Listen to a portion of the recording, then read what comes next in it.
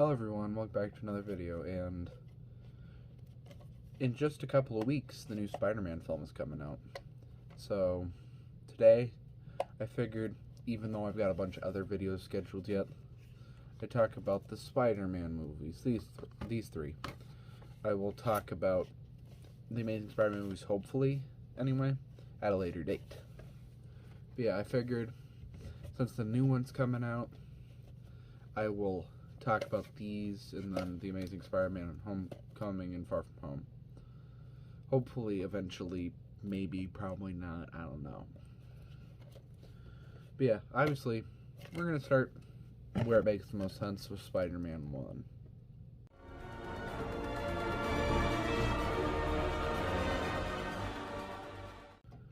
Spider-Man 1 is a really funny movie. Don't get me wrong, it is good, but at the same time, it is really fucking funny, and not always in an intentional way. There's so many moments in this movie that are really goofy. There are so many moments in this movie. There's a lot, you probably know most of them, so I'm not going to talk too much about it, but yeah. I did like the movie, though. I do like the movie. For starters, it sets up Spider-Man really well and Peter Parker. I do like the way it establishes the character, even though I'm not a particularly big fan of Tobey Maguire's Spider-Man. Andrew Garfield is my personal favorite. But yeah, I think Tobey Maguire's Spider-Man is set up well here. And I think Harry Osborn and Norman Osborn are both done really well here. Norman Osborn is really fun, and part of that's due to Willem Dafoe's performance as Green Goblin and Osborn, and I think he is the best part of this movie. Green Goblin is the best part of this movie by a long shot, in my opinion. Willem Dafoe's performance is so insane, but it works really well with Green Goblin and how Green Goblin is established. I think he is really well done, and I think he is well established. Meanwhile, my least favorite character in this movie is easily Mary Jane. In all three of these movies, I do not like her. In Spider-Man 3, she's probably the best, but she's not really that good there either. But she has more of a reason to be a bitch in 3 than she does in either of these other ones. But yeah, Mary Jane is not that good in these movies. I like Mary Jane in the comics, but she's a really big bitch in these movies. So, don't particularly care for her here. Another thing is a lot of the stuff here obviously looks outdated, but it's a movie from 2002. I don't expect it to look perfect. But let's get to what I said. I don't particularly care for Tobey Maguire's Spider-Man. I don't really care for him in 1 or 3. 2 is the only one where I think he works, for me personally. I like the way they establish him in this movie, but I do not like the way he is done after he is established. I think after he is established, he just doesn't work as Spider-Man.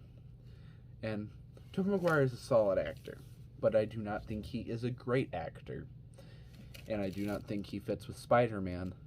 So, him not being a great actor and not being a great Spider-Man bounce off to where the point of where it doesn't really motivate me for this movie. But yeah, one thing I will say is James Franco is really good as Harry Osborn. I think he is good in all 3 of these movies. He owns up to the camp really well in 3, which we'll get to later. And I think he just all around gives a solid performance in all 3 of these movies. But yeah, so talking about the action here is fun. It is fun. It's 2000s movie, an early 2000s movie, so it does, like I said, look outdated, but it's still fun for what it is. Like that scene on where he has the love interest dangling in one hand and like that group of people in another. That's a really nice scene. And the whole thing about them turning their back on him eventually and all that. Just I really like that. I really like that scene.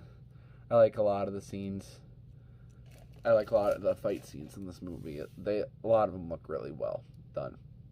And Sam Raimi is great at directing these movies. Sam Raimi is a really good director. And I think he does really well with these movies. But yeah, Spider-Man 1, good movie, solid overall. Just kinda, I don't know, missing something. Partially being that I don't really care for the Peter Parker and Spider-Man in this movie. So next, now that we got that out of the way, let's talk about Spider-Man 2.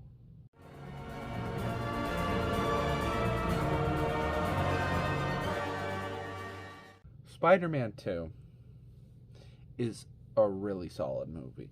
It is one of the best Spider-Man movies, which anyone will say. Anyone will say it's one of the best Spider-Man movies, but it's true. Spider-Man 2 is a really good movie.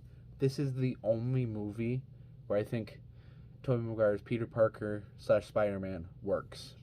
I don't really care for him in the other two, but I really like him in this one. I think he works here, and the way they set up his character is really well done. Feels like, for some, Tobey Maguire always seems kind of sad in these movies. He's always, it's really weird, and I think this is the one where it works in comparison to the other two. He's supposed to be this person with a ton of pride in 3, and he's looking all sad all the time, so I don't think it works awful well. But yeah, not talking about, I need to stop bringing up 3. We are talking about a different movie. Spider-Man 2. Like I said, I really like Peter Parker / Spider-Man in this movie. And Doc Ock is a really good villain in this movie. Doc Ock is one of the best Spider-Man villains in film. He is really well done. I like his motivations. I like the performance from, what's his name? I forgot. Sorry. I'm not the best at memorizing all of these names. I like all the stuff around Doc Ock. I think he's just the right amount of cheese, like Green Goblin was, and like with all of these films, the main villain stands out. But yeah, Spider-Man's arc in this film I actually really dig. I think it works really well for what they're trying to do.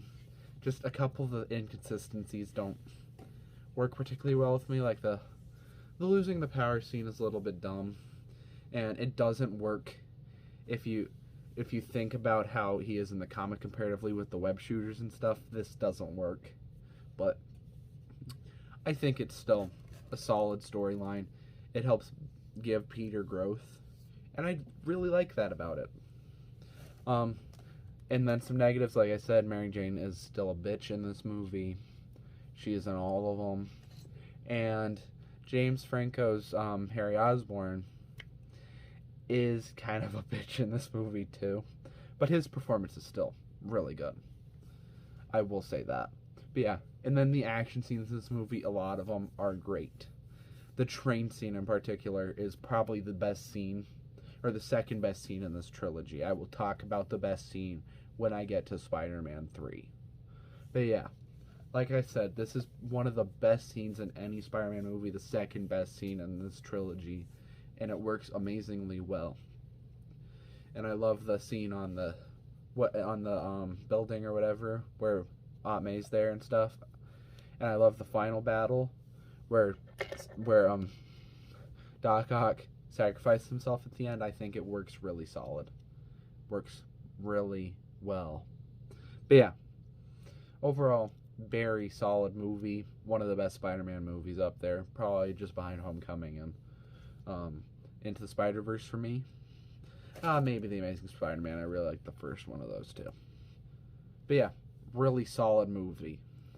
Now, let's talk about the infamous Spider-Man 3.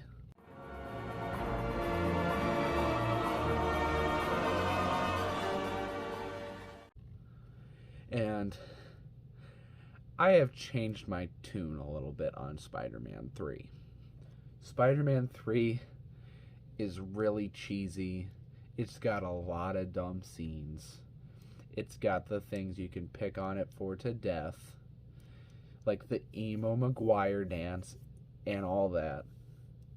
but it's still got some really nice messages. Let's talk about the negatives real quick. Like I said, all those cheesy scenes.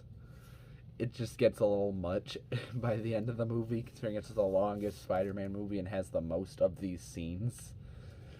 James Franco's performance as Green Goblin or as the new Goblin / Harry Osborn, is so cheesy, and he just hams it up for the camera, and I love it.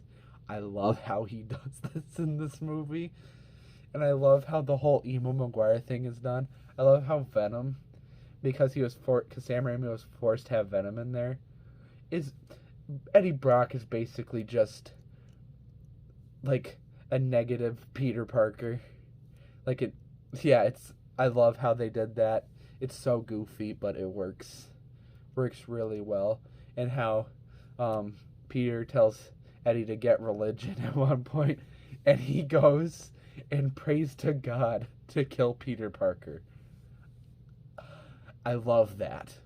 I love all the schlock, all the cheese in this movie. It is easily the most rewatchable movie of these three. But as such, it's also the worst, because a lot of these are negatives. And as the more normal negatives, I don't really care for Tobey Maguire's Spider-Man again in this movie. Like I said, Mary Jane is still a bitch. And Topher Grace's performance isn't particularly great either. Nor is, trying to think what the other one was. I forgot. Oh yeah, Bryce Dallas Howard's Gwen Stacy isn't that great either. But this movie, in my opinion, has the best Spider-Man villain in film, with Sandman. Sandman is amazingly done in this movie. You can tell Sam Raimi cared about this one over the other two. And he works so well in this movie. He is a great villain. I love the motivation. I love the story behind it. And it's just a great way to set up the villain. And I love the forgiveness. That's probably my second favorite Spider-Man scene. Is Sandman's apology to Spider-Man, and when Spider-Man forgives him, because he's done bad things too, and he realizes everyone does bad things. It's a beautiful scene. It's something else. Sandman's entire structure is amazing in this movie, and he brings this movie up quite a bit, because he moves the movie so far, and it's really, really well done. And like I said, this movie is entertaining, which is a positive in and of itself. But yeah, it's definitely the weakest of the trilogy, but I wouldn't mind rewatching it. It is a lot of fun. It has a lot of cheese, and it has a lot of goofiness, but it's still worth watching. But yeah. So, Spider-Man 2 is the best of these movies, no doubt, for me. And then Spider-Man is probably right there in the middle. It is the most mid of those. And 3 is the weakest, but I still have a lot of fun with them. I have a lot of fun with all 3 of these movies, even if I don't particularly care for the Spider-Man.